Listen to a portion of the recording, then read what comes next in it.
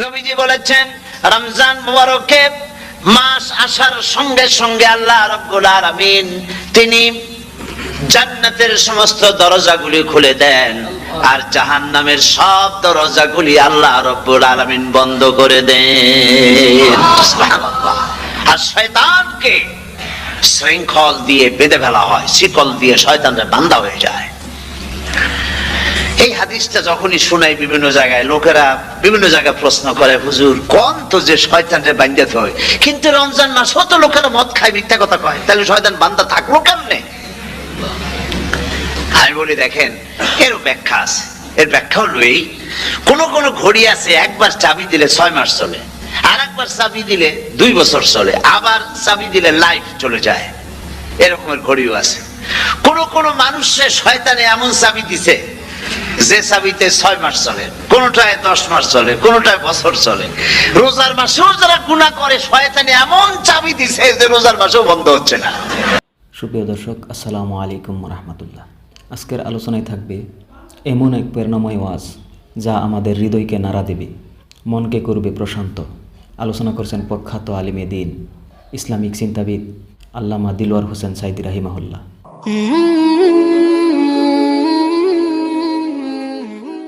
চলে রোজার মাসেও যারা গুনাহ করে শয়তানে এমন চাবি দিছে যে রোজার মাসেও বন্ধ হচ্ছে না। এরা শয়তানের খপ্পরে পড়ে গেছে। আল্লাহ এই চাবি থেকে মুসলমানদেরকে হেফাজত করুন বলি আমিন। জোরে বলেন আমিন। শয়তান থেকে পানাহ কেউ দিতে পারে না, কোন গভর্নমেন্ট পারবে না। ব্রিটিশ গভর্নমেন্ট পারবে নাকি? American government? কেউ পারবে না। শয়তান থেকে পানাহ দিতে পারে কেবলমাত্র কে? ওই আল্লাহ রাব্বুল আলামিন আমাদেরকে শিখায় দিয়েছেন, শয়তানের ওয়াসওয়াসা থেকে আমার কাছে পানাহ চাও। আউযু বিল্লাহি মিনাশ শাইতানির রাজিম। বিতাড়িত মরদুদ শয়তানের ওয়াসওয়াসা থেকে পানাহ চাই, আল্লাহর কাছে পানাহ চাও। আল্লাহ পাক বলেন আমি পানাহ দিতে পারি শয়তানের ওয়াসওয়াসা থেকে। শয়তান থেকে আশ্রয় একমাত্র সিকিউরড, নিরাপত্তা পেয়েছেন আল্লাহ পয়গম্বরেরা। সুবহানাল্লাহ। আম্বিয়া আলাইহিমুস সালাম তারা আল্লাহ কর্তৃক নিয়ন্ত্রিত, শয়তানের ক্ষমতা নাই পয়গম্বরদের কাছে যাওয়া। চতুর সীমানার ভেতরে শয়তান প্রবেশ করে কোন নবীকে ওয়াসওয়াসা দিতে পারবে না। বলি সুবহানাল্লাহ। রোজা আল্লাহ পাক দান করেছেন। আচ্ছা কি জন্য রোজা আমাদের দিলেন? এই জন্য দিয়েছেন যে একটা মাস পৃথিবীর মুসলমানরা না খেয়ে থাকুক দিনের বেলায়, ওই না খেয়ে থাকার যে খাবারগুলি বাঁচবে এগুলি আল্লাহ অন্য কোন এলাকার মানুষদের খাওয়াবেন নাকি? এই জন্য করেছেন রোজা, এই জন্য করেননি। রোজার ফজিলত আল্লাহর নবী বলেছেন, রমজান মুবারকের এত ফজিলত, মানুষ যখন কোন ইবাদত করে আল্লাহ পাক সেই ইবাদতের নেক আমলের সওয়াব 10 থেকে শুরু করে 700 পর্যন্ত বাড়ায় দেন। 10 থেকে শুরু করে 700 বাড়ায় দেন, ইল্লা সাওম, রোজা ছাড়া। নবীজি বলেছেন রমজান মুবারকে কেউ যদি একটি নফল কাজ আদায় করে, একটি নফল ইবাদত করে, অন্য মাসের একটি ফরজ আদায় করার সওয়াব আল্লাহ পাক নামায় আমলে দিয়ে দিবেন। রমজান মুবারকে কেউ যদি একটি ফরজ আদায় করে, অন্য মাসের 70টি ফরজ আদায় করার মতো সওয়াব আমল নামায় আল্লাহ দিয়ে দিবেন। সুবহানাল্লাহ। এই মাস আমাদের সামনে। আল্লাহু আকবার বলি, আল্লাহু আকবার বলি, আলহামদুলিল্লাহ। এই পবিত্র মাস আমাদের সামনে। এই মাসে এত সব নফল হয় ফরজের মতো, আর ফরজ হয় 70টা ফরজের মতো। এত সব কেন হইল? আমরা না খেয়ে থাকি সেই জন্য নাকি? বলতে পারেন কেন হলো? একটি কারণ, শাহরু রমাদান আল্লাযী উনজিলা ফীহিল কুরআন। সুবহানাল্লাহ বলবেন না? এই রমজান মাস হচ্ছে সেই মাস যে মাসে আল্লাহ রাব্বুল আলামিন কোরআনে কারীমকে নাযিল করেছেন।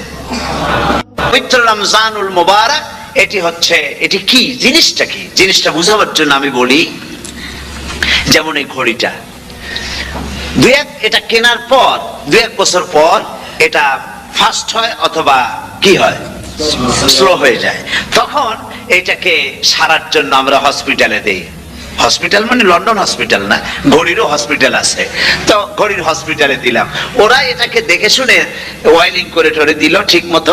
একবার যদি ঠিক করে দিল, আবার আমার 1-2 বছর চললো, আর কোনো ডিস্টার্ব করবে না, ঠিক কিনা?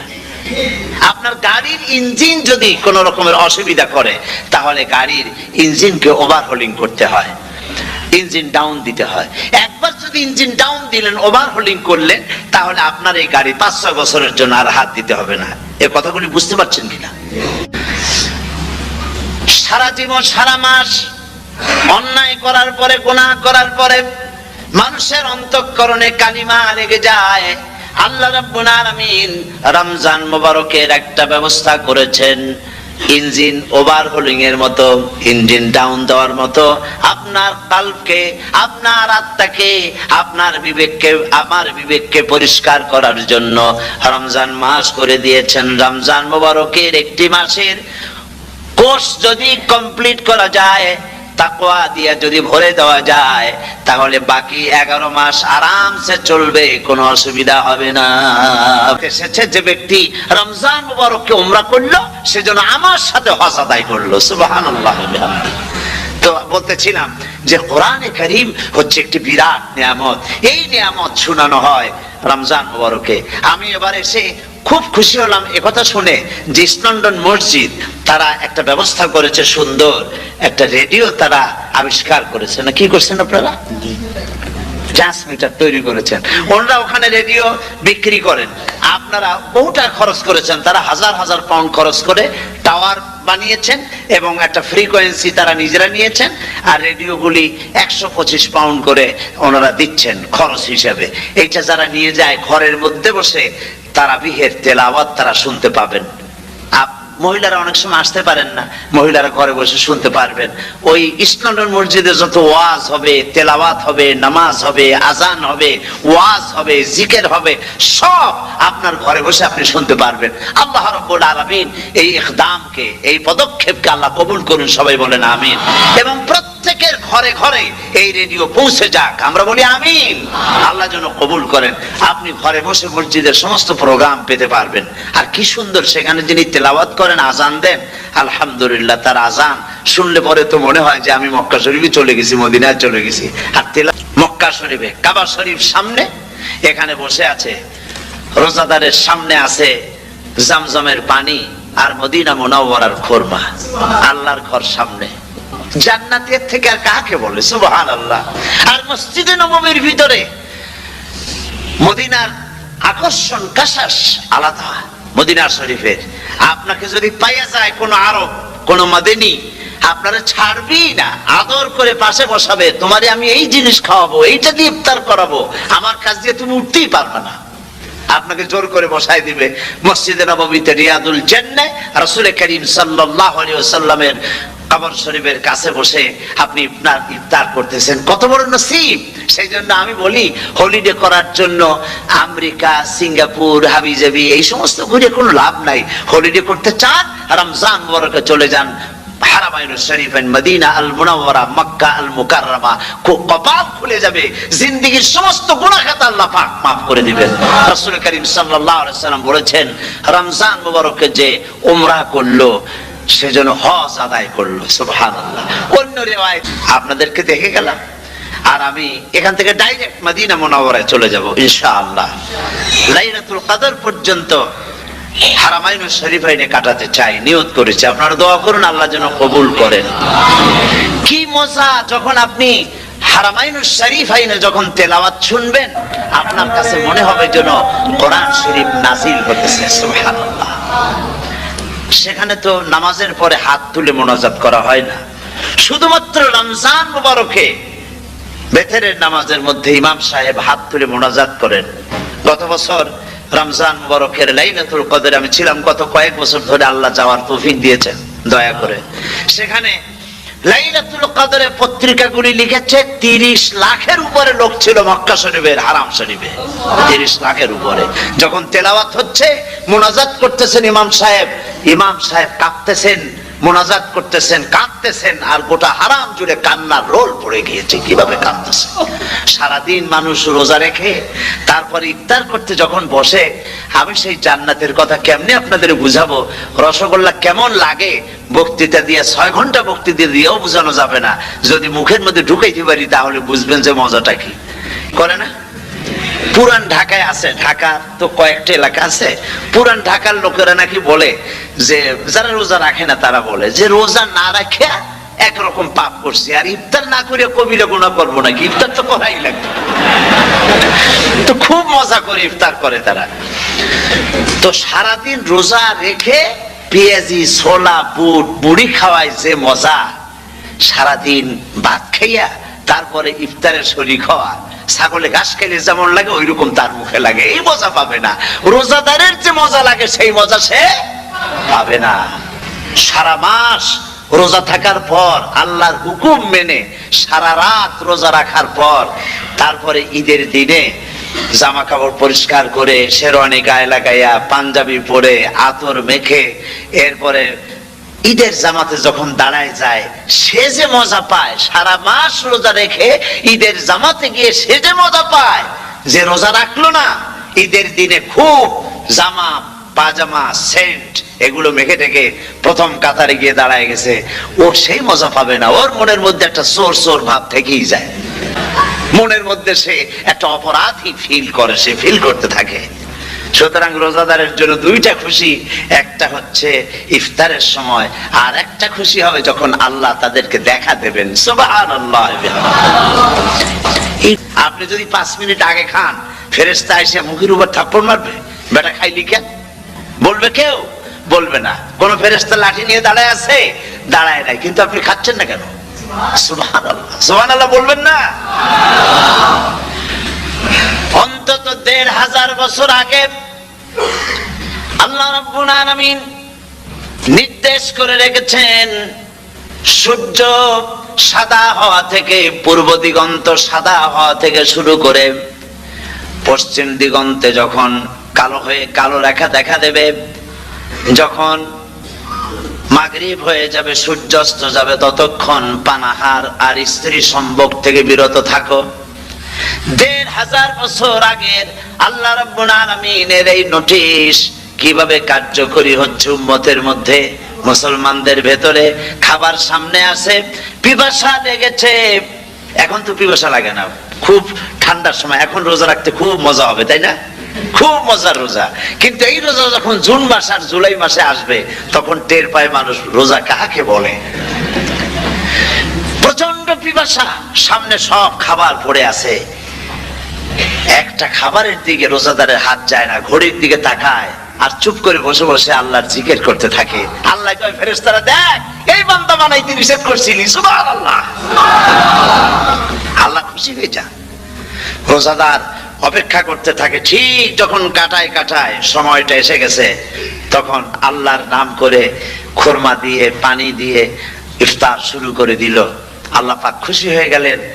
এই যে ইফতার, সারাদিন রোজা রাখা ইফতার করায় যে মজা, রোজা রাখলো না এরকম লোকেরাও কিন্তু ইফতার করে। তাদের জন্য কেবলমাত্র রোজাদারেরা সেখান থেকে প্রবেশ করবে, আর কেউ প্রবেশ করতে পারবে না।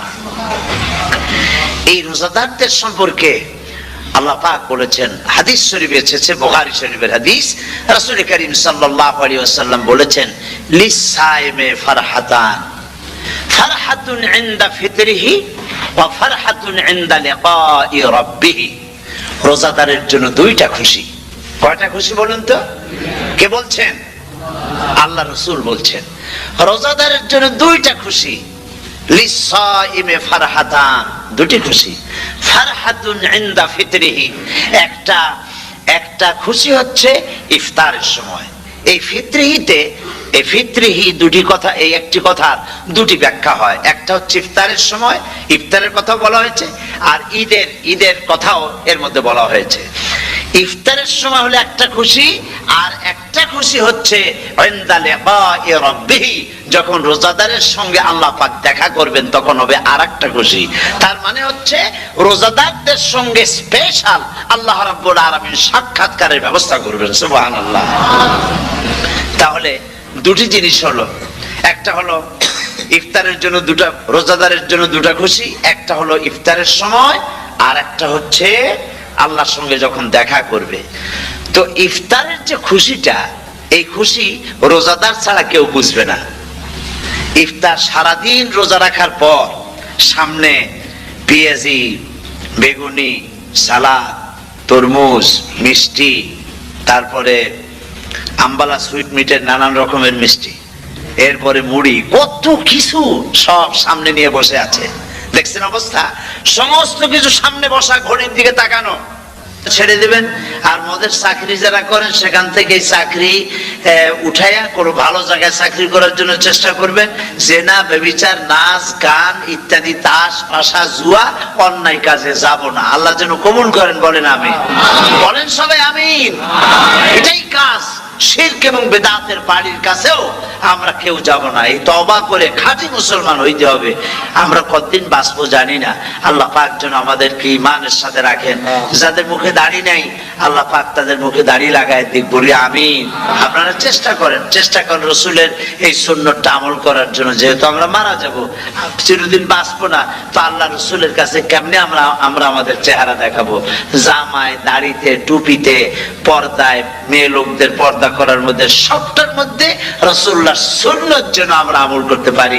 আল্লাহ যেন তৌফিক দেন। আল্লাহুম্মা আমিন। রব্বানা যালামনা আনফুসানা ওয়া ইন লাম তাগফির লানা ওয়া তারহামনা লানাকুনান্না মিনাল খাসিরিন। সবাই পড়েন, রব্বানা যালামনা আনফুসানা ওয়া ইন লাম তাগফির লানা ওয়া তারহামনা লানাকুনান্না মিনাল খাসিরিন। রব্বানা যালামনা আনফুসানা ওয়া ইন লাম তাগফির লানা ওয়া তারহামনা লানাকুনান্না মিনাল খাসিরিন। রব্বুল আলামিন প্রচন্ড ঠান্ডাকে উপেক্ষা করে হাজার হাজার নারী পুরুষ স্টেপনি গ্রিন স্কুলে আল্লাহ তোমার কোরআন শোনার জন্য, তোমার নবীর হাদিস শোনার জন্য দীর্ঘক্ষণ বসে আছেন।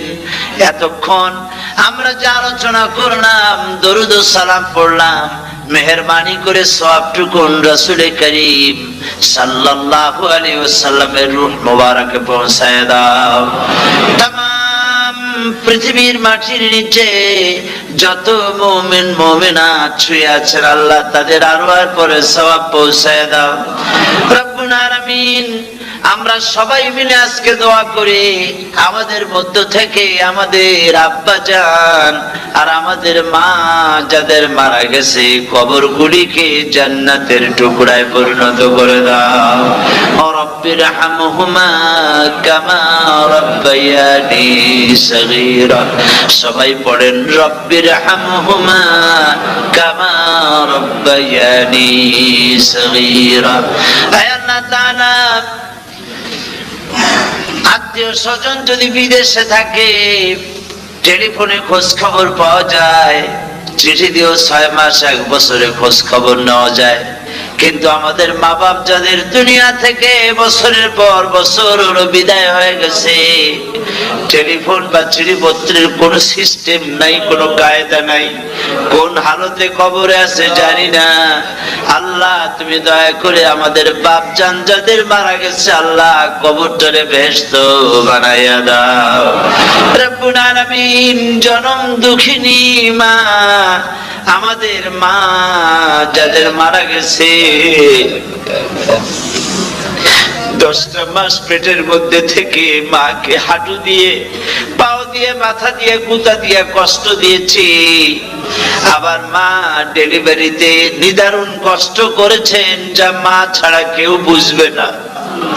এরপরে 2.5টা বছর পর্যন্ত মায়ের বুকের দুধ চুষে চুষে খেয়ে মাকে বিরক্ত করেছে। পেশাব পায়খানা করে মাকে কষ্ট দিয়েছি। আল্লাহ তাআলা, আমাদের মা বাপ অনেকেরই গরিব ছিল, খাট নাই, বিছানা নাই, তোষক ছিল না, কোন রকম করে আল্লাহ তাআলা বিছানায় শোয়া থাকতো, পেশাব করে, ছেলে মেয়ে পেশাব করে বিছানা ভিজায় দিয়েছে। মা নিজে আঁচলটা ভিজা আঁচলের উপরে শুয়ে ছেলেকে মেয়েকে বুকের উপরে করে সারাটা রাত কাটায় দিয়েছে। এই মা যার দুনিয়া থেকে বিদায় হয়ে গিয়েছে, আল্লাহ দয়া করে কবরটাকে জান্নাতের টুকরা বানাইয়া দাও। আল্লাহ তাআলা আমাদের মা বাপ যাদের মারা গেছে তাদের উপর তোমার রহমত নাজিল করো।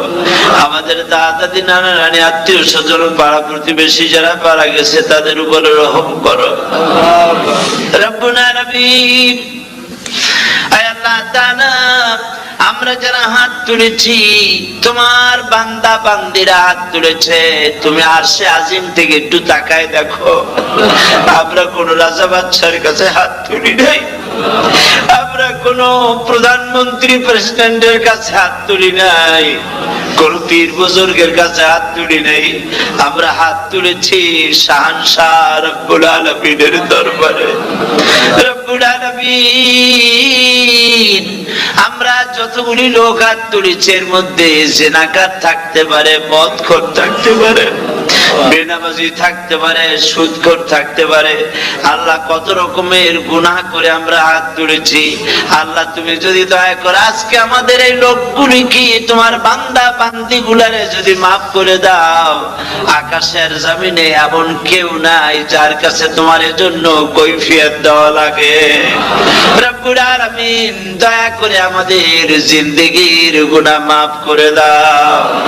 আল্লাহ তাআলা আমার মা বোনেরা কষ্ট করে ঠান্ডাকে উপেক্ষা করে যারা এসেছেন, আল্লাহ তুমি মা বোনদের হায়াত দারাজ করে দাও, মা বোনদেরকে পর্দায় থাকার তৌফিক দিয়ে দাও।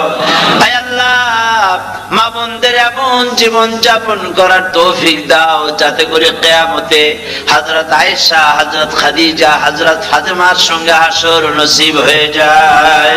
আল্লাহ, যে সমস্ত মা বোনদের বিয়ে হয়েছে বাচ্চা হয় নাই, আল্লাহ তুমি তাদেরকে নিঃসন্তানীকে বাচ্চা দিয়ে দাও। যাদের মেয়ে বড় হয়েছে বিয়ে দিতে পারে না, বিয়ের বন্দোবস্ত করে দাও। রব্বুল আলামিন, মা বোনদের যাদের রোগ আছে, ব্যাধি আছে, আল্লাহ দয়া করে সব অসুখ মাফ করে দাও। আল্লাহ, আমরা যারা হাত তুলেছি ঋণগ্রস্তদের ঋণ পরিশোধের তৌফিক দান করে দাও। আল্লাহ তাআলা, অসুখ বিসুখ যাদের আছে মাফ করে দাও। যারা নাকি হালাল ব্যবসা করে হালাল ব্যবসা বরকত দিয়ে দাও। হারাম ব্যবসা যারা করে, আল্লাহ মদের ব্যবসা যে হারাম ব্যবসা, তুমি মুসলমানদের মনের মধ্যে জাহান্নামের ভয় দিয়ে দাও। আল্লাহ, মদের ব্যবসার মতো জঘন্য ব্যবসা থেকে মুসলমানদের বাঁচাও। আল্লাহ, আল্লাহ রব্বুল আলামিন, জিনা থেকে বাঁচাও, সুদ থেকে বাঁচাও, ঘুষ থেকে বাঁচাও। এই পবিত্র রমজান মাস আসতেছে, কাদের তুমি মাফ করবে তুমি জানো। আল্লাহ, এই রমজানের বরকত থেকে আমরা যেন মাহরুম না হয়ে যাই। আল্লাহ, তোমার বান্দা বান্দি আমরা যারা হাত তুলেছি এমন রোজা রাখার তৌফিক দাও যাতে তুমি খুশি হও বাবু। আমাদের কান্দার তৌফিক দাও। সেহরি ভালোভাবে সেহরি করা, তোমাকে খুশি করার জন্য ইফতার করা, তোমার খুশির জন্য রোজা রাখা, তেলাওয়াত করা, সেজদা দেওয়া, নামাজ পড়া, জিকির করা, আয় আল্লাহ তাআলা এগুলি বেশি বেশি করে করার তৌফিক আমাদেরকে দান করে দাও। রব্বুল আলামিন, এই মাহফিলের ভিতরে বহু মানুষ আছে জীবনে কাবা শরীফ চোখে দেখে নাই, জীবনে তোমার হাবিবের রওজা চোখে দেখে নাই। আজকে একটা দোয়া করি তোমার কাছে, আমার মা বোনেরা আর ভাইরা যারা হাত তুলেছে, আল্লাহ তুমি দয়া করে মেহেরবানি করে জীবনে অন্তত একটা বার কাবা শরীফ চোখে দেখার তৌফিক দিয়ে দিও। রব্বুল আলামিন, বাংলাদেশ থেকে আমাদের হাজার হাজার লাখ লাখ মুসলমান নরনারী বিদেশে চাকরি করার জন্য, ব্যবসা করার জন্য এসেছে। আল্লাহ, চাকরি করতে এসে, ব্যবসা করতে এসে যেন ঈমান নষ্ট কারো না হয়। আল্লাহ, সকলের ঈমান মজবুত রাখার তৌফিক দান করে দাও। আয় আল্লাহ, তোমার কাছে একটা দোয়া করি, জাহান্নামের আগুন 3000 বছর বসে উত্তপ্ত করেছো, জাহান্নামের আগুনে আমরা জ্বলতে পারবো না বাবা। জাহান্নামের আগুন আমাদের জন্য হারাম করে দাও আল্লাহ। আল্লাহুম্মা আজিরনা মিনান নার। সকলে পড়েন আমার সাথে, আল্লাহুম্মা আজিরনা মিনান নার, আল্লাহুম্মা আজিরনা মিনান নার ওয়া আদখিলনাল জান্নাতা মাআল আবরার। আল্লাহ তাআলা এই মানুষগুলি, এদের সাথে আমার কোন আত্মীয়তার সম্পর্ক নেই, এদের সাথে আমার কোন রক্তের সম্পর্ক নাই। এই মানুষগুলি, মা বোনেরা ভাইয়েরা, আমাকে তারা ভালোবাসেন দ্বীনের জন্য, আমি তাদেরকে ভালোবাসি দ্বীনের জন্য। আল্লাহ, এই ভালোবাসা যেন দুনিয়ায় শেষ না হয়, এই ভালোবাসা দিয়ে যেন কিয়ামতের দিন আমরা এক জান্নাতে থাকতে পারি, এই তৌফিক তুমি আমাদেরকে দান করে দিও আল্লাহ তাআলা। तमाम পৃথিবীর মুসলমানদের উপরে তোমার রহমত নাজিল করো, বাংলাদেশের উপরে রহমত নাজিল করো, চেচনিয়া বুজনিয়ার উপর রহম করো আল্লাহ। চেচনিয়ার মুসলমানদের দেখার কেউ নাই তুমি ছাড়া বাবু, তুমি রক্ষা করো। রাশিয়াকে দুর্বল করে দাও, চেচনিয়ার মুসলমানদেরকে আজাদ করে দাও, কাশ্মীরকে আজাদ করে দাও, দুনিয়ার সমস্ত স্বাধীনতাকামী মুসলমানদেরকে স্বাধীন বানায় দাও আল্লাহ তাআলা। নতুন শতাব্দীতে মুসলমানদেরকে আর মেরো না আল্লাহ। আমরা বুঝতে পেরেছি আমরা নাফরমান, সেই জন্য তুমি রাগ করেছো, সেই জন্য তুমি আমাদের মারতেছো, কাফের দিয়ে মারতেছো আল্লাহ। আল্লাহ, তুমি আমাদেরকে মাফ করে দাও, নতুন শতাব্দীতে ইসলামের বিজয় দিয়ে দাও আল্লাহ। বিজয়ের আমরা তো আশাও করতে পারি না, যেহেতু আমরা গুনাহগার। সাহাবায়ে কেরামদের সেই কোয়ালিটি আমাদের মধ্যে নাই আল্লাহ। তুমি দয়া করে তোমার হাবিবের সাদকায় নতুন শতাব্দী, ইসলামের শতাব্দী আল্লাহ তুমি দয়া করে বানাই দিও আল্লাহ রব্বুল আলামিন। আমি জানি না কে কোন দুঃখ নিয়ে এখানে এসেছে, আমি সকলকে কয়েক সেকেন্ড ছেড়ে দিলাম, মাথা নিচু করে চক্ষু বন্ধ করে আল্লাহর কাছে আপনাদের মনের কথাটা বলেন, আল্লাহ পাক দোয়া কবুল করবেন ইনশাআল্লাহ।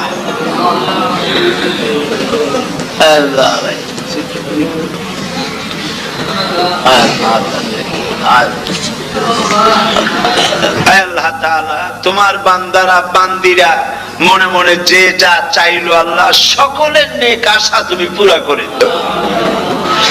ربنا تقبل منا إنك أنت السميع العليم وتب علينا إنك أنت التواب الرحيم ستر العرش مسبول علينا وعين الله ناظرة إلينا بحول الله لا يقدر علينا اللهم إنا نجعلك في نحورهم ونعوذ بك من شرورهم اللهم لا مانع لما أعطيت ولا معطي لما منعت ولا ينفع ذا الجد منك الجد اللهم زدنا ولا تنقصنا وأكرمنا ولا تهنا وآتنا ولا تحرمنا وآثرنا ولا تؤثر علينا وارضنا وارض عنا سبحان ربك رب العزة عما يصفون وسلام على المرسلين والحمد لله رب العالمين واجعل آخر كلمة عند الموت لا إله إلا الله محمد رسول الله। যারা বুদ্ধিজীবী, বুদ্ধির জ্বালায় মাথার চুল টুল সব শেষ, এই বুদ্ধিজীবীরা, রাজনীতিকরা, কলামিস্ট, তারপরে নাট্যশিল্পী, নাট্যকর্মী, কবি, সাংবাদিক সব পড়ে। রবীন্দ্রনাথের একটা কথাও এমন নাই যা মুখস্থ করে নাই, শরতের একটা গল্পের বই নাই যা তারা পড়ে নাই, নিহার রঞ্জন দ্বিজেন্দ্রলালের এমন একটা বই নাই যা তারা পড়ে নাই। কিন্তু দুর্ভাগ্য, মুসলমান নামের কলঙ্ক এই রাজনীতিবিদ আর বুদ্ধিজীবী আর কলামিস্টদের আল্লাহর কোরআন পড়তে জানে না, কোরআন পড়তেও জানে না, কোরআন বুঝতেও চেষ্টা করে না, মনে করে এটা একটা ধর্মগ্রন্থ। বেদোজা এটাও তাই, বলেন নাউজুবিল্লাহ। নাউযুবিল্লাহ। এই অবস্থার পরিবর্তন হতে পারে যদি আমার দেশের শিক্ষিত লোকেরা, পেশাজীবী লোকেরা, রাজনীতিকরা, অন্তত যারা মুসলমান বলে দাবি করেন, তাদেরকে কোরআন পড়তে হবে, বুঝতে হবে, শিখতে হবে। তাহলেই এই সমস্যার সমাধান হবে। নিজের জাতকে শত্রু মনে হবে না। কোরআন না জানার কারণে আশিদ্দাউ আলাল কুফার রুহামাউ বাইনাহুম, মুসলমান হচ্ছে ওরা যারা নিজেরা পরস্পরের প্রতি দয়া এবং করুণায় শিখত, আর কাফেরদের ব্যাপারে বজ্র কঠোর। কিন্তু কোরআন না জানার কারণে এরা হয়েছে আশিদ্দাউ বাইনাহুম রুহামাউ আলাল কুফার। নিজেদের ব্যাপারে মুসলমানের নাম শুনলে গা জ্বলে ওঠে, আলেমদের নাম শুনলে পায়ের রক্ত মাথায় গিয়ে ওঠে। নিজেদের মধ্যে হাজারো সন্ত্রাসী থুইয়া শাইখুল হাদিসরে খুনের আসামি বানাইয়া জেলখানায় ঢুকায়, কোরআন না জানার কারণে। অন্যদেরকে ভালো লাগে, বুদ্ধিজীবী, কলামিস, নামাজ নাই, রোজা নাই, আল্লাহ নাই, পরকাল নাই, ইসলামকে বরদাস্ত করতে পারে না, এগুলি কলিজার টুকরা। আর আলেমদের দেখলে গাটা জ্বলে ওঠে। আছে না এমন? এই অবস্থার পরিবর্তন না হওয়া পর্যন্ত আল্লাহর গজব থেকে এড়াইতে পারবে না। প্রিয় ভাই সব, ভূমিকা লম্বা করব না, তাহলে আসল জায়গায় যাইতে পারবো না। আরেকটি প্রশ্ন তোলা হয় বুদ্ধিজীবীদের পক্ষ থেকে, সেটা হলো কোরআন আর বিজ্ঞান। কোরআন হলো পুরানা আর বিজ্ঞান হলো নতুন। কাজী বিজ্ঞান নিত্য নবীন আবিষ্কার দিয়ে পৃথিবীবাসীকে উপকৃত করতেছে, এই জন্য কোরআন নয় বিজ্ঞানী গ্রহণযোগ্য, এই জাতীয় কথাবার্তা বলতে চান তথাকথিত বুদ্ধিজীবীরা, ঠিক না? কিন্তু বিশ্বাস করুন, কোরআন আর বিজ্ঞান সাংঘর্ষিক নয়। বিজ্ঞানের আবিষ্কার যত বাড়বে, কোরআন বোঝা মানুষের জন্য তত সহজ হবে। নব নব আবিষ্কার দিয়ে বিজ্ঞানীরা পৃথিবীকে উপকৃত করবে ঠিকই, কিন্তু কিয়ামত পর্যন্ত বিজ্ঞানীরা কোরআনের কাছে ভিক্ষুকের মতো দাঁড়ায় থাকবে কিয়ামত পর্যন্ত। কারণ বিজ্ঞানের উৎসই হচ্ছে কোরআন। বিজ্ঞানের উৎস কি? কোরআন। কোরআন এসেছে মহাবিজ্ঞানময় আল্লাহ রাব্বুল আলামিনের পক্ষ থেকে। এখন আসুন, সেই মহাবিজ্ঞানময় আল্লাহ পাক আমাদেরকে কি বলছেন। গতকাল আমরা আলোচনা করেছিলাম কোন সূরা? সূরা নাবা। আসুন, আলোচনার আগে শয়তানের ওয়াসওয়াসা থেকে আল্লাহ শুরু করছি। আম্মা ইয়াতাসাআলুন আনিন নাবাইল আযীমিল্লাযী হুম ফীহি মুখতালিফুন কাল্লা সায়া'লামুনা সুম্মা কাল্লা সায়া'লামুন ألم نجعل الأرض مهادا والجبال أوتادا وخلقناكم أزواجا وجعلنا نومكم سباتا وجعلنا الليل لباسا وجعلنا النهار معاشا وبنينا فوقكم سبعا شدادا وجعلنا سراجا وهاجا وأنزلنا من المعصرات ماء سجاجا لنخرج به حبا ونباتا وجنات ألفافا صدق الله العظيم। গতকাল আমরা সুম্মা কাল্লা সায়া'লামুন এই পর্যন্ত আলোচনা করেছিলাম, মনে আছে নিশ্চয়ই আপনাদের। অর্থাৎ পরকাল সম্পর্কে কাফেরেরা যে প্রশ্ন তুলতো, যেটা একটা অসম্ভব, এটা হইতে পারে না, মরে যাব, গলে যাব, মাটির সাথে মিশে যাব, এরপর আমাদেরকে আবার চিন্তা করা হবে, এইটা বুদ্ধি বহির্ভূত, এটা আমরা বিশ্বাস করি না। তো আমি গতকাল আপনাদের সামনে বলেছিলাম যে আল্লাহ পাক লাঠি দিয়ে পিটায়া ঘাড় মটকাইয়া কোনো জিনিস বুঝাতে চান না। অবশ্য তার তা ক্ষমতা আছে, কিন্তু তিনি তা করেন না। তিনি মানুষকে যুক্তি দিয়ে বুঝাতে চান, এবং কোরআন শরীফ অসংখ্য যুক্তি আল্লাহ পাক দিয়েছেন। এমনকি আল্লাহ পাক বলেছেন মশা মাছির মতো ক্ষুদ্র প্রাণীর দৃষ্টান্ত দিতেও আল্লাহ পাক শরমান না। সুবহানাল্লাহ ওয়া বিহামদিহি। এখন গতকাল আমি বলেছিলাম যে সমস্ত দৃষ্টান্তের কথা কোরআন থেকে, সেই সব দৃষ্টান্তগুলি ছিল অনেকগুলি দেখা যায় না। আমি আজকে যে আয়াতগুলি তেলাওয়াত করেছি, এই আয়াতগুলির মধ্যে দেখা দৃষ্টান্তগুলি আল্লাহ চোখে দেখা দৃষ্টান্তগুলিকে আঙ্গুল দিয়ে দেখাচ্ছেন যে দেখো এইগুলি যে আল্লাহর পক্ষে সম্ভব, তিনি তোমাকে মৃত্যুর পরে জিন্দা করাও তার জন্য সম্ভব। সেজন্য তিনি বলছেন আলাম নাজআলিল আরদা মিহাদান ওয়াল জিবালা আওতাদা। এটা কি সত্য কথা নয় যে আমি তোমাদের জন্য এই পৃথিবীকে একটি বিছানা হিসাবে বানিয়ে দিয়েছি, আর এই পৃথিবীর উপরে পাহাড়গুলি দিয়ে পেরেকের মতো পাহাড়গুলিকে প্রথিত করে দিয়েছি। ওয়া খালাকনাকুম আজওয়াজা, এবং পৃথিবীর মানব বংশ অথবা যে কোনো প্রাণী এবং জন্তুর বংশ বৃদ্ধির জন্য তোমাদের স্ত্রী জাতীয় এবং পুরুষ জাতীয় জোড়ায় জোড়ায় সৃষ্টি করেছি। ওয়াজআলনা নাওমাকুম সুবাতা, আর তোমাদের জন্য তোমাদের ঘুমকে শান্তির বাহন করেছি। ওয়াজআলনাল লাইলা লিবাসা, আর রাতকে করেছি আবরণ অথবা আচ্ছাদন। ওয়াজআলনান নাহারা মাআশা, আর রুজি কামাবার জন্য দিনটাকে করেছি আলোকোজ্জ্বল। ওয়া বানাইনা ফাওকাকুম সাবআন শিদাদা, আর তোমাদের উপরে 7টি মজবুত আকাশ স্থাপন করেছি। ওয়াজআলনা সিরাজাম ওয়াহাজা, আর তাতে একটি অতি উত্তপ্ত অতি উজ্জ্বল একটি বাতি সৃষ্টি করেছি। ওয়ানজালনা মিনাল মুসিরাতি মাআন সাজ্জাজা, এবং ঊর্ধ্ব দেশ থেকে অবিশ্রান্ত অবিরামভাবে বৃষ্টি বর্ষণ করি। কেন?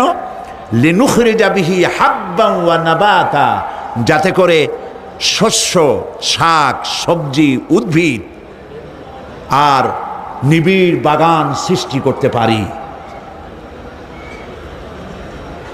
ব্যাস, এই ছিল তেলাওয়াতকৃত আয়াতের শাব্দিক তর্জমা। আসুন এবার ব্যাখ্যায় চলে যাই। আমি গতকাল বলেছি, মনে হয় আপনাদের মনে আছে, যে আমরা যেহেতু সময় 5 দিন, আমরা ধীরে ধীরে ঘরোয়া পরিবেশের মতো করে আলোচনা করব ইনশাআল্লাহ, যাতে করে প্রত্যেকটি কথা আমরা বুঝতে পারি আর আমরা পকেটে করে নিয়ে বাড়ি যেতে পারি, হৃদয় গ্রথিত করে জীবনের পরতে পরতে তা আমল করতে পারি। আল্লাহ যেন তৌফিক দেন, বলেন আমিন। আল্লাহ পাক বলছেন দেখো এই পৃথিবীটাকে, এই জমিনটাকে একটি বিছানা হিসাবে আমি বিছায় দিয়েছি, শান্তিময় আবাস ভূমিতে পরিণত করে দিয়েছি এই পৃথিবীটাকে। আল্লাহ পাক বলছেন الذي جعل لكم الأرض مهدا وجعل لكم فيها سبلا لعلكم تهتدون। যিনি পৃথিবীকে তোমাদের জন্য দোলনা বানিয়ে দিয়েছেন আর সেখানে তোমাদের জন্য রাস্তা তৈরি করে দিয়েছেন যাতে তোমরা গন্তব্য খুঁজে পাও। সূরা নাবার মধ্যে আল্লাহ পাক পৃথিবীকে বলেছেন বিছানা, আর সূরা আয-যুখরুফের মধ্যে বলেছেন দোলনা। পৃথিবীটাকে আল্লাহ কি বললেন? দোলনা। দোলনার মধ্যে শিশু যেমন শান্তিতে ঘুমায় থাকে, এই পৃথিবীটাকে তোমার জন্য শান্তিতে ঘুমাবার জন্য, চলাফেরা করার জন্য আমি এই পৃথিবীকে শান্ত করে দিয়েছি। সুবহানাল্লাহ। এবং গন্তব্যের জন্য, যাতায়াতের জন্য আমি রাস্তা বানিয়েছি। আপনি বলবেন রাস্তাগুলি তো আমরা বানাইছি গম দিয়া, ইট দিয়া, পাথর দিয়া। হ্যাঁ, আপনি বানাতে পারেন, রাস্তা আপনি বানাতে পারেন, কিন্তু যখন আপনারা কেউ বানান নাই তখন এই পথগুলি আল্লাহরই বানানো ছিল। বিশেষ করে পাহাড়িয়া এলাকায়, পাহাড়িয়া এলাকায় কোন গভর্নমেন্ট গিরিপথ তৈরি করেছে বলেন তো দেখি? কে বানিয়েছে? আল্লাহ পাক তৈরি করেছেন। এ পথ তৈরি করেছে যাতে তোমরা তোমাদের গন্তব্যে পৌঁছতে পারো। মহা শূন্যে ভাসমান এই পৃথিবী, এই পৃথিবীটাকে আল্লাহ পাক আরামের জায়গা বানিয়েছেন, অথচ এই পৃথিবীর মধ্যে আছে কি তা কি আমরা জানি? এই পৃথিবী নামক গ্রহটি, এটি প্রতি ঘন্টায় ৬৬,৬০০ মাইল বেগে পৃথিবীটা ছুটে চলছে বন্দুকের গুলির মতো। প্রতি ঘন্টায় ৬৬,৬০০ মাইল গতিবেগে পৃথিবী ছুটছে। এর অভ্যন্তরে আছে আগুন, এর মধ্যে আছে পাথর। এই এমন মারাত্মক আগুন এই পৃথিবীর পেটের মধ্যে রয়েছে যে আগুন পাথরগুলো পুড়িয়ে লাভায় পরিণত করে দেয় এবং তা উদ্গীরণ করে আগ্নেয় আকারে, আগ্নেয়গিরির আকারে উপচে পড়ে। এই পৃথিবীর মধ্যে এরকম আগুন আছে।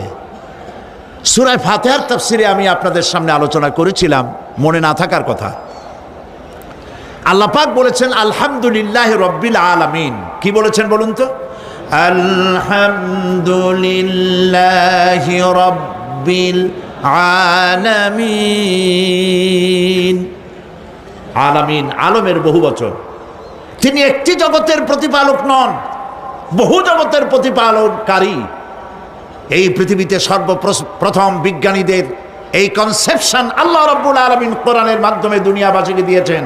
জগৎ একটা বা দুইটা নয়, বহুমাত্রিক জগতের কনসেপশন আল্লাহ পাক দিয়েছেন, অসংখ্য জগৎ। এই পৃথিবীর উপরিভাগে এক জগৎ, এর আভ্যন্তরীণ রয়েছে আর এক জগৎ। সাগরের ভেতরে রয়েছে এক জগৎ, সাগরের তলায় অন্য জগৎ। পৃথিবীর মহাশূন্যে, গ্যালাক্সি, ইউনিভার্সাল মহাশূন্যের ভিতরে যা কিছু রয়েছে তার মধ্যে রয়েছে অসংখ্য জগৎ। জগৎ একটি নয়, অসংখ্য জগৎ রয়েছে। পৃথিবীর মাটির তলায় কত আগুন, সেই দৃশ্য আমি চোখে দেখেছি যখন আমি ভেসুভিয়াস পাহাড় দেখেছি, পৃথিবীর বড় আগ্নেয়গিরি।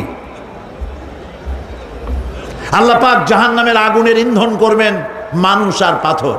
ওয়াকুদুহান নাস ওয়াল হিজারা, পাথর আর মানুষ হবে জাহান্নামের আগুনের ইন্ধন। পৃথিবীর মাটি থেকে ৩ মাইল উঁচা ভেসুভিয়াসের পাহাড়ের উপরে। ভেসুভিয়াস পাহাড় কথা বলতে পারেন?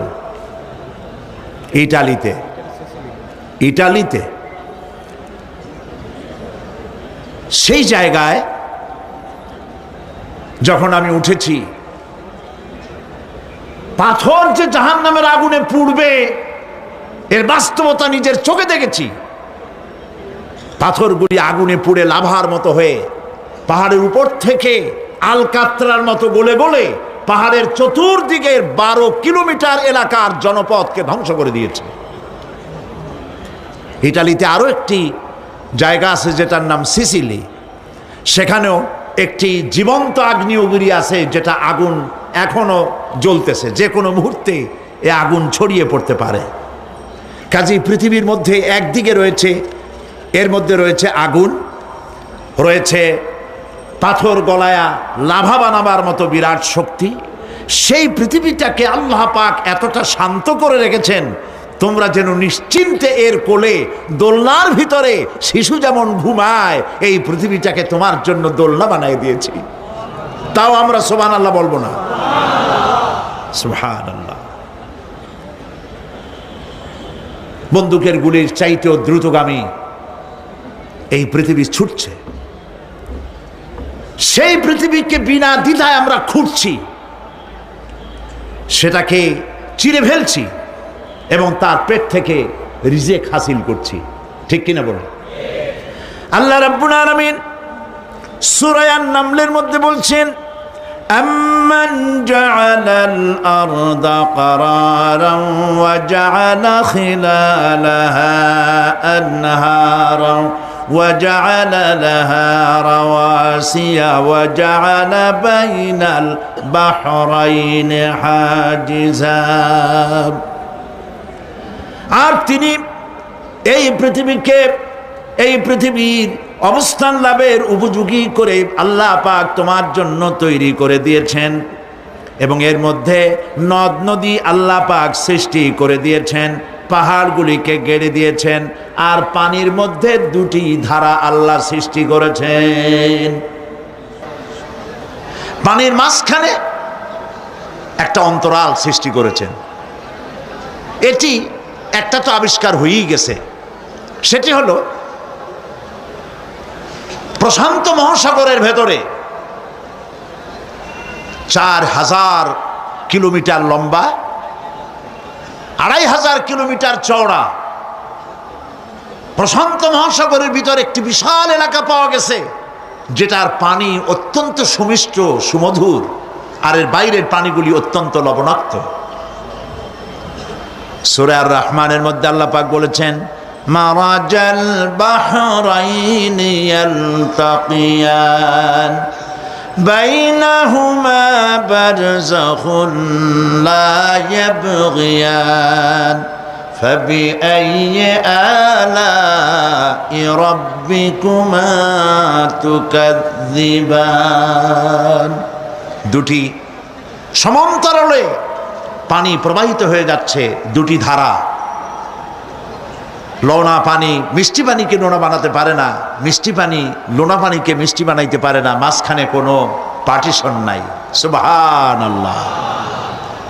আমার দেশের পদ্মা, গঙ্গা, যমুনা, মেঘনা এর মিষ্টি পানিগুলি ভাটি এলাকারে বঙ্গোপসাগরের নোনা পানির মধ্যে ছুটে যায়, আবার জোয়ারের টানে বঙ্গোপসাগরের মুখ তিতা হয়ে যায়, এমন নোনা পানি মিষ্টি দরিয়ার মধ্যে এসে ঢুকে যায়। কিন্তু বঙ্গোপসাগরের নোনা পানি মিষ্টি পানিকে নোনা বানাতে পারে না, আবার নোনা পানিগুলি মিষ্টি এলাকায় গিয়ে মিষ্টিরেও খারাপ বানাইতে পারে না। আল্লাহ রাব্বুল আলামিন বলেন, এগুলি আমার আইন। মানে কার আইন? আফাগায়রা দীনিল্লাহি ইয়াবগুন ওয়ালাহু আসলামা মান ফিস সামাওয়াতি ওয়াল আরদি তাওআন ওয়া কারহা। আকাশে আর জমিনে যা কিছু আছে সব আনুগত্যের মস্তককে আমার সামনে অবনতি করে দিয়েছে। সুতরাং এর আমার আইন মানে, চাঁদ সূর্য গ্রহ নক্ষত্র আইন মানে কার? চিল্লায় বলুন। আল্লাহ পাক এই পৃথিবীকে সুন্দর করে সাজিয়ে দিয়েছেন, আবার এর মধ্যে তিনি মাঝে মধ্যে এই পৃথিবী একটু ভূমিকম্পন হয়, কিন্তু তা কোথাও কোথাও একসাথে না। একসাথে যদি সারা পৃথিবীতে ভূমিকম্প হইতো, সৃষ্টি জগতের অস্তিত্ব বিলুপ্ত হয়ে যেত। কথা বুঝতে পেরেছেন? এই জন্য আল্লাহ পাক বলেন, ইন্না ফি খালকিস সামাওয়াতি ওয়াল আরদি ওয়া ইখতিলাফিল লাইলি ওয়ান নাহার লাআয়াতিন লিউলিল আলবাব। নিশ্চয়ই আকাশ এবং জমিনের সৃষ্টির ব্যাপারে আর রাত আর দিনের পরিবর্তনের ব্যাপারে যারা জ্ঞানবান তাদের জন্য রয়েছে আল্লাহ পাকের নিদর্শন। এই ঘূর্ণায়মান পৃথিবী নিয়মিত ঘুরছে, সূর্যের কাছে চলে যাচ্ছে, আবার দূরে সরে আসতেছে। আর এই ঘূর্ণায়মান আসে বলে, সূর্যের কাছে যায় আর আসে বলে এক এলাকায় রাত হয় আর এক এলাকায় দিন হয়।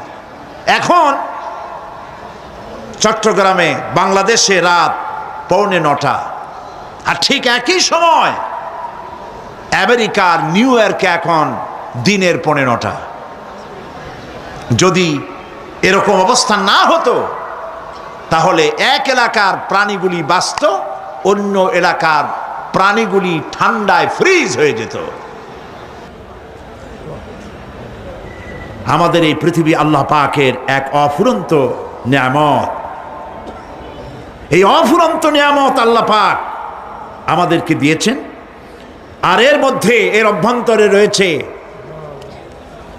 মানুষের খাদ্য তৈরি করার মতো প্রাণ শক্তি মাটির মধ্যে আল্লাহ পাক দিয়েছেন। পৃথিবীটা এটি সূর্যকে আর চন্দ্রকে আল্লাহ পাক একটা নির্ধারিত মেজারমেন্ট করে রেখেছেন, একটা ঠিক সঠিক জায়গায় রেখেছেন। বিজ্ঞানীরা বলেছেন সূর্যর যে ডিগ্রিতে এখন আছে ওর থেকে কয়েক ডিগ্রি যদি নিচে নেমে আসতো, গোটা পৃথিবী জ্বলে পুড়ে ভস্ম হয়ে যেত। আবার সূর্যটা যেখানে আছে ওখান থেকে আরো কয়েক ডিগ্রি যদি উপরে উঠে যেত, তাহলে গোটা পৃথিবী ফ্রিজ হয়ে যেত, প্রাণী জগতের অস্তিত্ব শেষ হয়ে যেত। চাঁদ সম্পর্কে বলা হয়েছে চাঁদ যত ডিগ্রিতে আল্লাহ পাক স্থাপন করে রেখেছেন ওর থেকে কয়েক ডিগ্রি উপরে যদি উঠে যেত, গোটা পৃথিবী মরুভূমি হয়ে যেত। আর যদি কিছু নেমে আসতো, গোটা পৃথিবীতে জলোচ্ছ্বাস হয়ে পানিতে পৃথিবী ডুবে শেষ হয়ে যেত। তাও সুবহানাল্লাহ বলবো না? এ সমস্ত কুদরত কার? আল্লাহ পাক।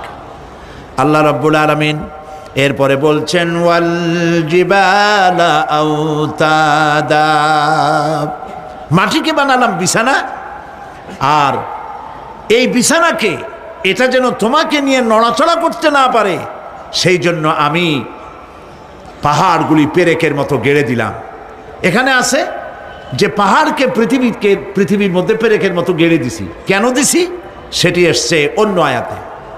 আল্লাহ রাব্বুল আলামিন বলেন ওয়া আলকা ফিল আরদি রাওয়াসিয়া আন তামিদা বিকুম, আল্লাহ পাক বলেন তিনি জমিনে পর্বতের নঙ্গর, পর্বতের পেরেক রকম করে এই পৃথিবীর মধ্যে গেড়ে দিয়েছেন যেন পৃথিবীটা তোমাকে নিয়ে যেন হেলাদোলা করতে না পারে। এই পাহাড় পৃথিবীর ভারসাম্য রক্ষা করেছে। পাহাড়গুলি আজকে মানুষেরা কাটা শুরু করেছে। চিটাগংয়ে পাহাড় আছে না নাই? আছে কিনা? ইন্ডাস্ট্রি বানাবার জন্য, বাড়িঘর বানাবার জন্য পাহাড় যারা কাটছেন আত্মঘাতী কাজ করতেছেন। প্রকৃতির ভারসাম্য, এনভায়রনমেন্ট নষ্ট তো আমরাই করতেছি, ঠিক কিনা বলেন? কারা নষ্ট করতেছে? আমরা নিজেরাই করতেছি, আত্মঘাতী কাজ করছি। এই পৃথিবীতে কত পাহাড় দরকার, কত গাছ দরকার, কত পানি দরকার, সে কথা কে বলতে পারবেন? বলেন সবাই। আল্লাহ পাকের যা কিছু তিনি সৃষ্টি করেছেন সেগুলির উপরে হস্তক্ষেপ করা, কিছু কিছু জিনিসের উপরে হস্তক্ষেপ করা মারাত্মক আত্মঘাতী।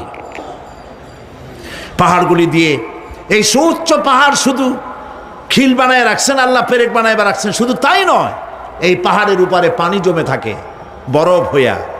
আমরা যখন প্লেনে যখন যাই, ঢাকা এবং চিটাগং যে ফ্লাইটগুলি আসা যাওয়া করে এগুলি 9,000, 10,000, 11,000 ফিট দিয়ে উচ্চতায় উড়ে আসে।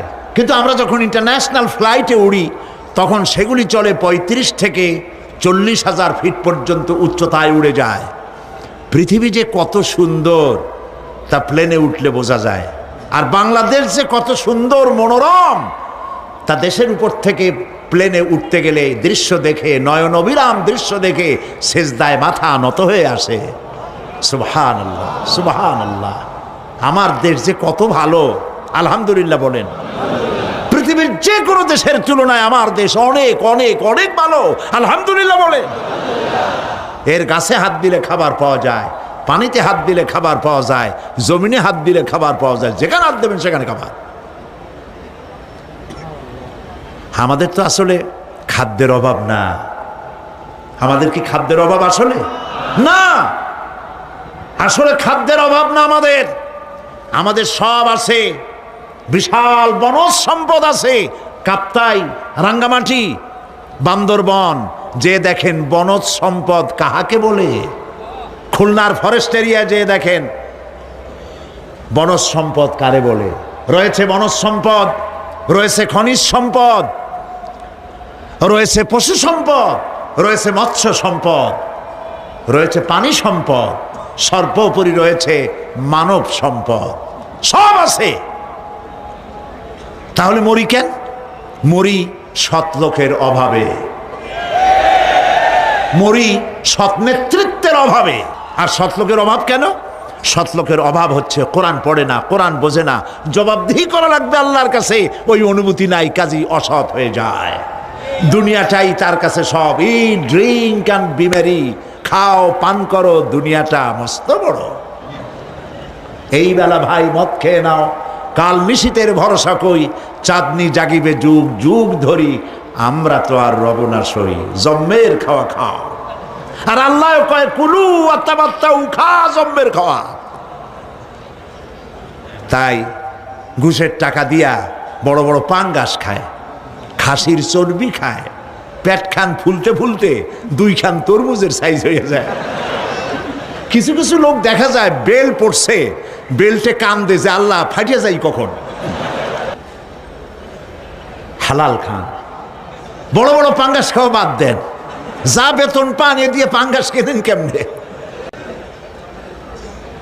বিশাল পাঙ্গাসের চর্বি, খাসির চর্বি, এগুলো জম্মের মতো খাবেন, হার্টের ভিতরে করোনারি আর্টারিগুলি চর্বি দিয়ে ব্লক হয়ে যাবে, 2 দিন পরে অ্যানজাইনা শুরু হবে, হার্টের বেদনা, তারপরে বাইপাস অপারেশন। সুতরাং ওগুলো খাইয়া হারাম, খাইয়া কোনো মজা নাই। কম দামের জিনিস খান, যা হালাল বেতন পান, কম দামের জিনিস খান, কচু শাক খান। হাসতেছেন আপনারা? আরে ভাই, কচু শাকে 100% ক্যালোরি, কচু শাক খান বেশি করিয়া।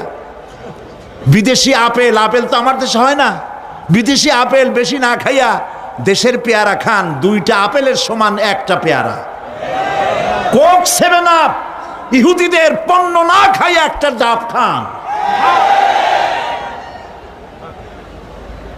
আর বড় সাইজের পাঙ্গাস না খাইয়া চেলা, পুটি, মলা, ডলা, কাসকি, আর কি কয় বলেন, কি ময়নাটিয়া,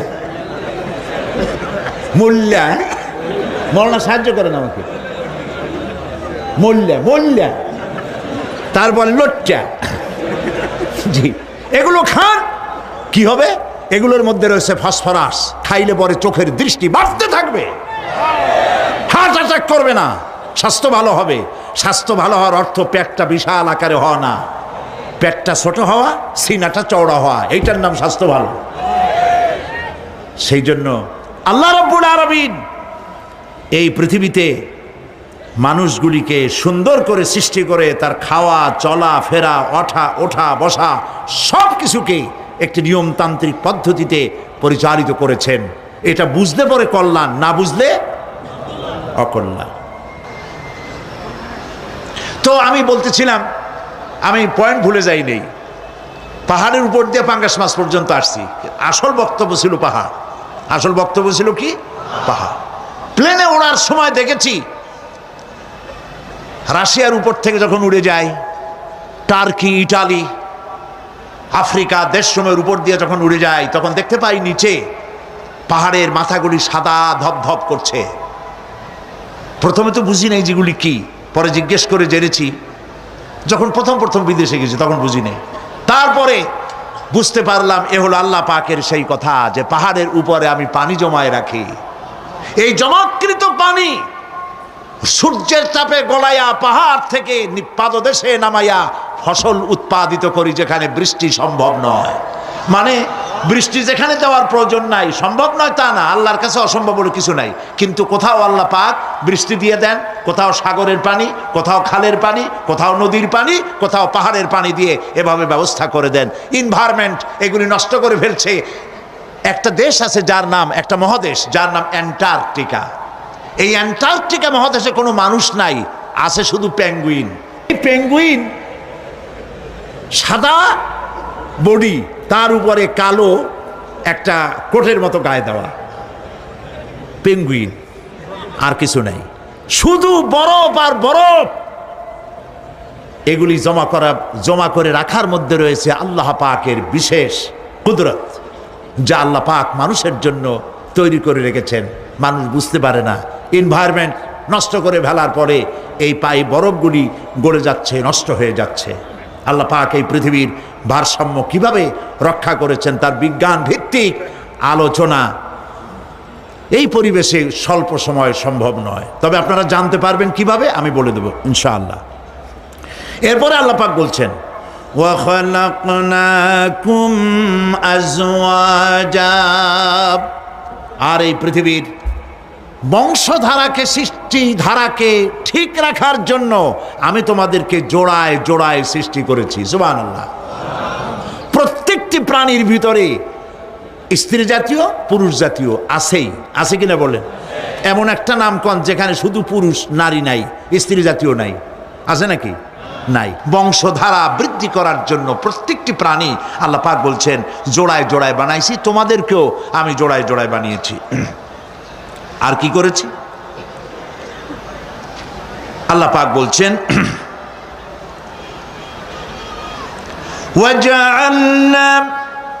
وَجَعَلْنَا نَوْمَكُمْ سُبَاتًا। একদিকে তো জোড়ায় জোড়ায় বানালাম পুরুষ এবং স্ত্রী, এই পুরুষ আর স্ত্রী সৃষ্টি করার ভিতরে রয়েছে আল্লাহ পাকের নিদর্শন। কার নিদর্শন বলুন? কোরআনে কারিম আল্লাহ পাক বলেন وَمِنْ آيَاتِهِ أَنْ خَلَقَ لَكُم مِّنْ أَنفُسِكُمْ أَزْوَاجًا لِتَسْكُنُوا إِلَيْهَا وَجَعَلَ بَيْنَكُم مَّوَدَّةً وَرَحْمَةً إِنَّ فِي ذَلِكَ لَآيَاتٍ لِقَوْمٍ يَتَفَكَّرُونَ। আর আল্লাহ পাকের অসংখ্য নিদর্শনের মধ্যে এটিও নিদর্শন যে তিনি তোমাদের থেকে তোমাদের জোড়া সৃষ্টি করেছেন, তোমাদের স্ত্রী বানাইছেন। কেন? লিতাসকুনু ইলাইহা, যাতে করে তুমি তার কাছ থেকে তোমার মনের প্রশান্তি, সেও এবং তুমিও উভয়ের কাছে মনের প্রশান্তি খুঁজে পাও। ওয়াজআলা বাইনাকুম মাওয়াদ্দা, আর আল্লাহ পাক তোমাদের মধ্যে সৃষ্টি করেছেন ভালোবাসা। ওয়া রাহমা, আর পরবর্তী সময় সৃষ্টি করেছেন দয়া এবং করুণা। লিতাসকুনু ইলাইহা বলতে বোঝানো হয়েছে যে এই ব্যবস্থা আপনি আপনি হয়নি, এটি একটি উদ্দেশ্যকে লক্ষ্য করে হয়েছে। একে অপরের নিকটে যেন শান্তি পায়, প্রশান্তি পায়, একজন আরেকজনের কাছে পূর্ণ মাত্রায় তাই মিলিত হওয়ার জন্য নির্জন পরিবেশের আশ্রয় নেয়। আর এভাবে করি আল্লাহ পাক মানব বংশের এই ধারাকে অব্যাহত রেখেছেন। সুবহানাল্লাহ। ওয়া জাআলা বাইনাকুম মাওয়াদ্দা, আর তোমাদের মধ্যে আল্লাহ পাক ভালোবাসা সৃষ্টি করেছেন। এই কথা বলার এর ব্যাখ্যা কি? ভালোবাসা সৃষ্টি করেছেন এর ব্যাখ্যা এরকম হতে পারে, কয়েক রকম। আমি যেটা জেনেছি সেটি হচ্ছে এরকম, ভালোবাসা সৃষ্টি হওয়ার তো কথা ছিল না। এক পর্যায়ে ভালোবাসা থাকবে কোনো একটি বিশেষ সময়, বাকি সব সময় ঝগড়া হবে, এটাই হওয়া স্বাভাবিক ছিল। ধরুন মেয়ের বাড়ি চট্টগ্রাম, ছেলের বাড়ি বরিশাল। মেয়ে শুটকি খেতে খুব পছন্দ করে, ছেলের গন্ধও সহ্য করতে পারে না। ছেলে বলে খড়ে জাত দে, আর মেয়ে বলে খড়ে জাত দে, আর ছেলে বলে যে কমে যাও। মানে একজন আর একজনের ভাষার সাথে মিল নাই। কথা ঠিক কিনা বলেন? ভাষার সাথে মিল নাই, রুচির সাথে মিল নাই। একজনের টক পছন্দ করে আর একজনের টক সহ্য করতে পারে না, আর একজনের শুটকি খায় আর একজনের শুটকি পছন্দ করে না। কাজেই রুচি আর অভ্যাস ইত্যাদি দিয়ে সারাদিন স্বামী স্ত্রীর মধ্যে ঝগড়া হওয়া স্বাভাবিক ছিল, ঠিক না? আল্লাহ পাক বলেন সেখানে আমি এই স্বামী স্ত্রী যখন হয়ে যায় তখন দুজনের মধ্যে আমি ভালোবাসার সৃষ্টি করে দেই। আর সে ভালোবাসা এমন পর্যায়ে চলে যায়, স্ত্রী তার স্বামীর জন্য জীবন দিতে চায়, স্বামী তার স্ত্রীর জন্য জীবনের সব কিছু উজাড় করে দিতে চায়। ওয়া জাআলা বাইনাকুম মাওয়াদ্দা, এরপরে সৃষ্টি করি রাহমা। ওই ভালোবাসা ছিল যৌবন কেন্দ্রিক, বিশেষ এক উদ্দেশ্যকে সামনে রেখে। কিন্তু যখন যৌবনে ভাটি লাগলো তখন ওই উদ্দেশ্য আর থাকলো না। তখন আল্লাহ পাক বলেন এই সময় তো দুজনের মধ্যে রাগারাগি, খেসাখেসি ইত্যাদি হয়, স্বাভাবিক ছিল, কিন্তু তা হইল না। আমি রহমত দিলাম, করুণা দিলাম। এখন বুড়ারে ছাড়ে বাঁচে না, আর বুড়াও বুড়িরই ছাড়া বাঁচে না। তাও আমরা সুবহানাল্লাহ কব না? এইসব কথা শুনিয়া সুবহানাল্লাহ যদি বলানো লাগে কইয়া তাহলে তো বড় সমস্যার কথা। শুনলেন কি আর বুঝলেন না কি? প্রিয় ভাই সব, আমি বুঝতে পারছি আপনারা বলেন ঠিকই, তবে শুনতে শুনতে মোহমুগ্ধ হয়ে বলার সময় পান না। জি আলহামদুলিল্লাহ, বলি আলহামদুলিল্লাহ। তো আল্লাহ রাব্বুল আলামিন পরস্পরের মধ্যেই ভালোবাসা সৃষ্টি করলেন। এটি আল্লাহ পাকের আয়াত। এটা আল্লাহ পাকের কি বলুন? আয়াত মানে কি? নিদর্শন। এরপরে রাব্বুল আলামিন বলেন ওয়াজআলনা নাওমাকুম সুবাতা, আর আমি তোমাদের জন্য ঘুমকে করেছি শান্তির বাহন। মানুষের অঙ্গ প্রত্যঙ্গ প্রত্যেকটির কাজ ভিন্ন, প্রকৃতিও ভিন্ন। চোখ দেখে, কান শোনে, জিহ্বা স্বাদ গ্রহণ করে, নাক শোনে, নাক শোখে, মস্তিষ্ক চিন্তা ভাবনা করে। এ হলো প্রকৃতি। আর প্রত্যেকটি অঙ্গ প্রত্যঙ্গের রুচি আলাদা, কর্তব্যের মধ্যে বিরাট বৈষম্য। যেমন চোখ রঙিন এবং সুন্দর জিনিস দেখতে ভালোবাসে, ঠিক কিনা? বলেন ঠিক কিনা? একটা খারাপ জিনিসের দিক চোখ পড়লেই মানুষ তাড়াতাড়ি চোখ ফিরায় নেয়, ঠিক না? চোখ সুন্দর এবং রঙিন জিনিস দেখতে ভালোবাসে। কান সুমধুর সুর শুনতে ভালোবাসে, উৎসাহ বোধ করে। আর হাত নরম এবং মসৃণ জিনিসে স্পর্শ করতে উৎসাহ বোধ করে। নাক আতরের গন্ধ শুঁকতে ভালো লাগে। আর মন নতুন নতুন রঙিন ভাবনা ভাবতে চেষ্টা করে। বাড়ি বানাবো, বিল্ডিং বানাবো, ইন্ডাস্ট্রি করব, ছেলে বিয়ে দেবো, মেয়ে বিয়ে দেবো অমুক জায়গায় বিরাট লোকের কাছে। ভাবতে ভাবতে ভাবের সাগরে হারিয়ে যায়। আর ভাবনার ভিতরে খেয়ালে যদি কেউ পোলাও পাকায়, বাস্তবে তা হোক আর না হোক, খেয়ালে মনে মনে যদি কেউ পোলাও পাকায়, তাহলে ঘিয়ের দাম যাই হোক না কেন তাতে কিছু আসে যায় না, ঠিক কিনা? মানুষ রঙিন রঙিন ভাবনা ভাবতে খুব মজা পায়। তাহলে আমি কি বুঝাইতে চাইলাম? চোখের কাজ, নাকের কাজ, মুখের কাজ, কানের কাজ, মনের কাজ, প্রত্যেকটি অঙ্গ প্রত্যঙ্গের ভিন্ন ভিন্ন কাজ আছে, ভিন্ন ভিন্ন রুচি আছে। কিন্তু একটি ব্যাপারে হাত, পা, চোখ, নাক, মস্তিষ্ক সব এক ব্যাপারে তারা ঐক্যমত পোষণ করেছে। এ ব্যাপারে কোনো ইখতিলাফ তাদের মধ্যে নাই, সেটা হলো ঘুম। সেটার নাম কি? ঘুম। ঘুমাইতে চায়, হাতের শরীরের সমস্ত অঙ্গ প্রত্যঙ্গ ঘুমের কোলে নিবেদিত হয়ে যেতে চায়। ঘুম না আসলে হাত আর চলে না, মাথায় আর ভাবতে ইচ্ছা করে না, পাও আর চলতে চায় না, হার্টবিট বেড়ে যায়। আর ঘুমালে পরে সব শান্ত হয়ে যায়। সুবহানাল্লাহ কব না? আল্লাহ রাব্বুল আলামিন বলেন এই নিদ্রা কি, এই ঘুমকে আমি তোমাদের জন্য শান্তির বাহন বানিয়ে দিয়েছি। আলাম ইয়ারাউ আন্না জাআলনাল লাইলা লিয়াসকুনু ফীহি ওয়ান নাহারা মুবসিরান ইন্না ফী যালিকা লাআয়াতিন লিকাওমি ইউমিনুন। তারা কি আল্লাহ পাকের এই কুদরতের কথা চিন্তা করে না, যে আমি রাতের আধার দিয়ে ধরনীর বুক ছেয়ে দেই, দিনের উজ্জ্বলতা, কোলাহল, গাড়ির আওয়াজ, ভ্যাঁ ভোঁ আওয়াজ হচ্ছে, কলকারখানার আওয়াজ হচ্ছে, সূর্যের বিরাট তাপ, ঘুম আসে না। সারাদিন কাজ করার পর শরীরের আরাম দেওয়ার জন্যে রাতের একটি কালো চাদর পৃথিবীর উপরে আমি বিছায়ে দেই।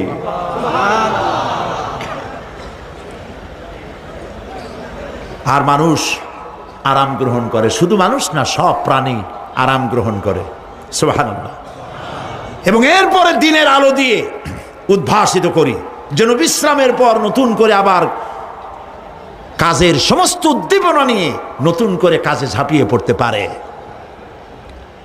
শেষে একটি কথা, আল্লাহ তাআলার দিনকে কেউ থামাতে পারে না। যারা ইবাদত দিতে চায় তারাই কখনো কখনো নিজের অজান্তে ইসলামের বার্তা ছড়িয়ে দেয়। আসুন আমরা সবাই আল্লাহর পথে অবিচল থাকি। আল্লাহ তাআলা আমাদের আমল কবুল করুন এবং হিদায়াতের উপর অটল রাখুন। সম্মানিত দর্শক, যে আগুন সাইদি সাহেব জ্বালিয়ে গিয়েছিলেন তা কিন্তু নিভে যায়নি। সেই আলো আজও জ্বলছে আমাদের হৃদয়ে। বন্ধুরা, সত্যের এই আলো যাতে কখনো নিভে না যায়। সুপ্রিয় দর্শক, আপনাদের যদি আমাদের চ্যানেলের ভিডিওগুলো ভালো লাগে তাহলে একটি লাইক দিন, শেয়ার করুন, হলে সাবস্ক্রাইব করে আমাদের পাশেই থাকুন। আসসালামু আলাইকুম রহমতুল্লাহ।